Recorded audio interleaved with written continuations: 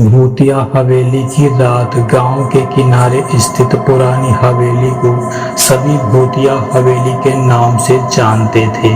वर्षों से यह हवेली वीरान पड़ी थी और कोई भी उसके पास जाने की हिम्मत नहीं करता था। गांव के बुजुर्गों का कहना था कि इस हवेली में रहने वाले परिवार एक रात रहस्यमय तरीके से गायब हो गया था और तब से इस हवेली में अजीबो करीबो घटनाएं होती आ रही थी।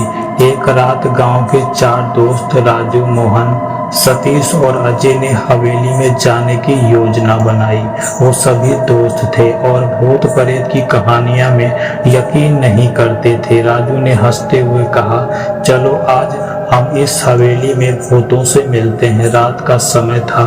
चारों दोस्त टॉर्च और कुछ खाने पीने का सामान लेकर हवेली में निकल पड़े। जैसे जैसे वो हवेली के पास पहुंचे उन्हें वहां का माहौल अजीब लगने लगा। हवेली का पुराना दरवाजा खुद ब खुद चरमरा कर खुल गया, जैसे वह उनका स्वागत कर रहा हो। अंदर घुसते ही उन्हें ठंडक महसूस हुई, मानो किसी ने उनकी आत्मा को छू लिया हो।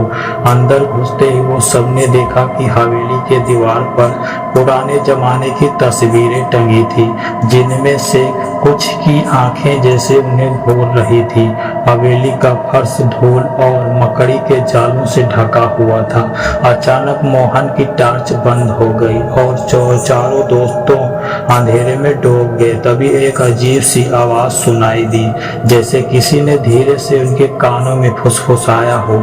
सतीश ने घबराते हुए कहा, मुझे यहाँ अच्छा नहीं लग रहा, हमें वापस चलना चाहिए। लेकिन राजू ने हिम्मत दिखाते हुए कहा, हम अभी तक आए हैं तो अब पीछे नहीं हट सकते, चलो ऊपर चलते हैं। वो चारों धीरे धीरे सीढ़ियों पर चढ़ने लगे। सीढ़ियां पुरानी लकड़ी की थी जो हर कदम पर चरमराती थी।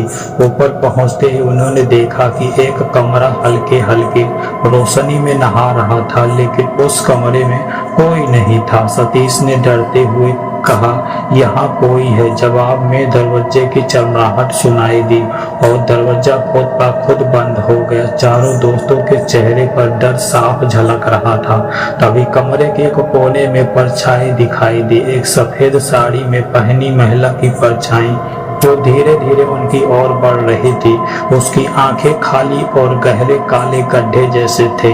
राजू ने डर के मारे चिल्लाया, यहाँ से भागो। चारों ने भागने की कोशिश की, लेकिन दरवाजा खुल नहीं रहा था। महिला की परछाई पास आती गई और उसकी आवाज गूंजने लगी, तुम्हें यहाँ नहीं आना चाहिए था, अब तुम यहाँ से कभी नहीं जा पाओगे। अचानक से हवेली के चारों ओर की दीवारें हिलने लगी और फर्श पर दरारें पड़ने लगी। चारों दोस्तों ने महसूस किया कि हवेली अब उन्हें निकालने वाली है। आखिर पल में जैसे ही परछाई ने उन्हें छूने की कोशिश की, एक तेज आवाज आई और वो सब बेहोश होकर फर्श पर गिर पड़े। अगले सुबह गांव वाले ने उन्हें हवेली के बाहर बेहोश पाया, लेकिन जब वो जागे तो वो कुछ भी बोल नहीं पाए। उन्हें चेहरे पर सिर्फ एक ही बात साफ झलक रही थी, भय और पछताव।